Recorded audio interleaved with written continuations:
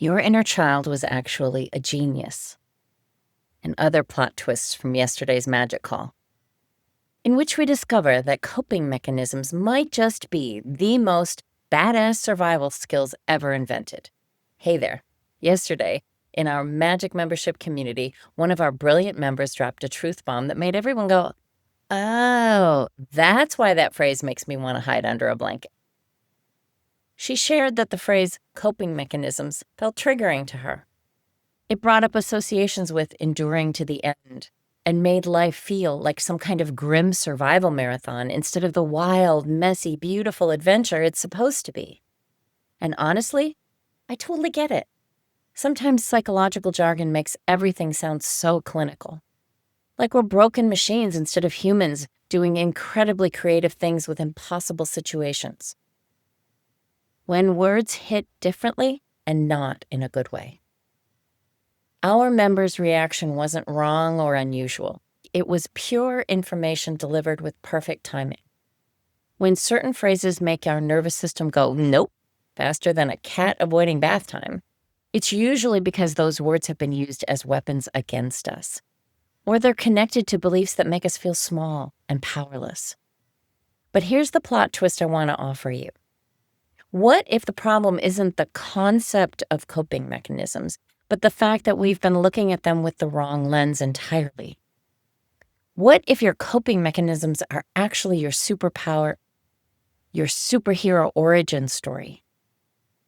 Your inner child, secret agent of survival, no cape required. Picture this. You're a kid. Your nervous system is basically running on toddler software. Think Windows 95 trying to run TikTok. But you're dealing with grown-up problems that would make adults reach for wine and therapy. What do? You become a tiny genius, that's what. A pint-sized problem-solving mastermind. Every single person listening to this developed extraordinary survival strategies as a child. You figured out how to navigate whatever your family system threw at you, whether that was managing overwhelming emotions, becoming the human mood ring who could read everyone's energy, staying invisible during the scary times, ninja-level skills right there. Or discovering that the kitchen was the one place that always had something comforting to offer. These aren't mistakes. They weren't character flaws.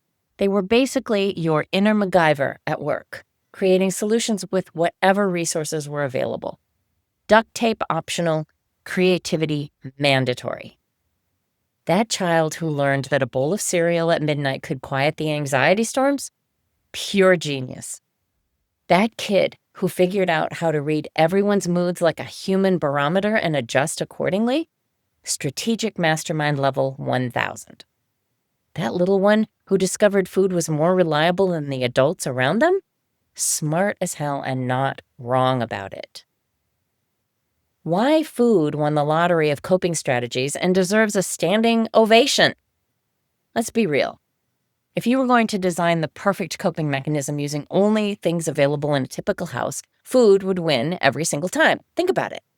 Number 1, 24/7 availability.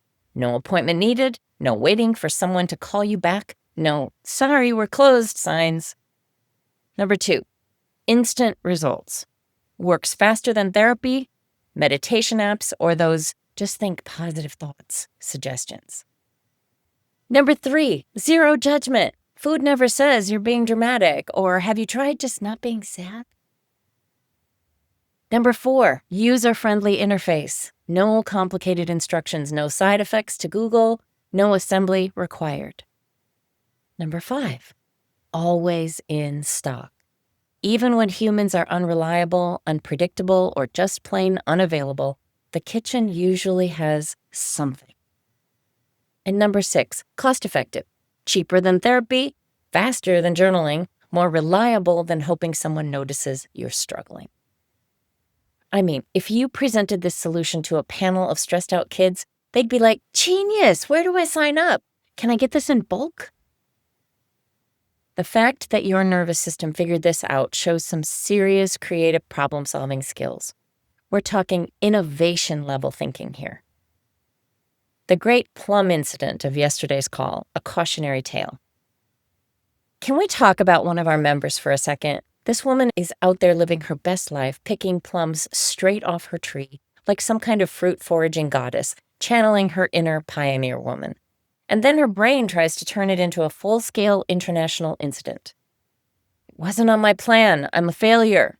Time to call the food police.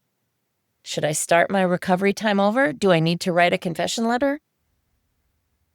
Plot twist worthy of M. Night Shyamalan. Our plum-eating queen caught herself mid-spiral, and she was like, wait, hold up, it's summer. The plums are ripe. I picked one plum off my tree and ate it mindfully and joyfully, while probably getting some vitamin C and connecting with nature. This isn't failure. This is called living. Chef's kiss to this woman for showing us what it looks like to have sacred boundaries. She didn't eat 47 plums or turn it into a 3-day plum bender, while also embracing the beautiful messiness of being a human who occasionally eats fruit directly from trees like our ancestors intended. This is what I call the sacred boundaries approach. Knowing what doesn't work for your unique system while keeping enough flexibility to actually enjoy the miraculous experience of being alive on this planet. The beautiful chaos of learning to trust yourself. Spoiler, it's messier than Instagram would have you believe. Here's the thing that makes this work feel like trying to solve a Rubik's Cube while riding a unicycle in a windstorm. We're learning to trust ourselves while we're still healing the wounds that taught us not to trust ourselves in the first place. It's like trying to develop flexibility around food while your nervous system thinks any deviation from the rules means complete societal collapse.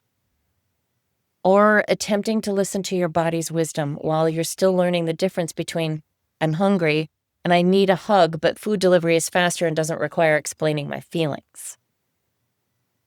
Or learning to ride the bike while the training wheels are still coming off and someone keeps moving the finish line. Or trying to have a healthy relationship with food while living in a culture that's basically designed to make that impossible. As I told everyone on the call, we're basically toddlers at this. We're going to fall on our butts a lot. Thank goodness for metaphorical diapers, and thank goodness we're learning to laugh at ourselves when we wobble instead of writing our resignation letter from being human. Choose your own adventure, finding your words, because language is magic and words have power.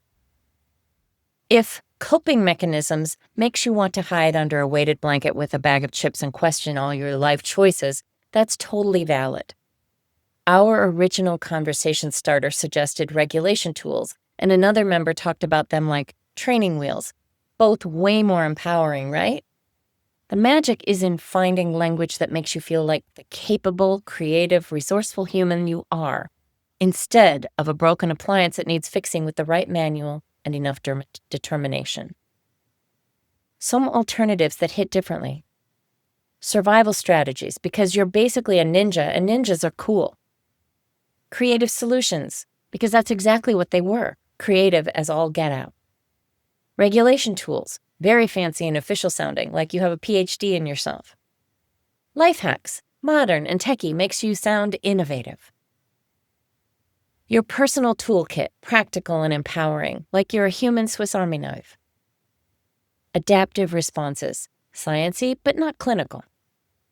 Or my personal favorite, brilliant childhood innovations, because that's the truth. Pick whatever makes you feel like the intelligent problem solver you've always been, not like a patient in a waiting room hoping someone else has the answers. Plot twist, you're not broken, you're expanding. Recovery isn't about eliminating all your creative survival strategies. It's about becoming like the person with the world's best stocked toolbox. Sometimes you need the hammer. Sometimes you need the screwdriver. Sometimes you need that weird little tool that you're not even sure what it does, but it's perfect for this one specific thing. The goal is having options, not perfection. Some days you'll absolutely nail it. You'll feel hungry, eat something delicious and nourishing, feel satisfied, and move on with your day like the healthy eating goddess you are. Other days, you'll find yourself standing in the kitchen at 9 p.m., stress eating directly from the box, while mentally composing your resignation letter from being human. Both of these days are normal. Both are opportunities to learn something about yourself. Neither makes you a failure at life. The real tea.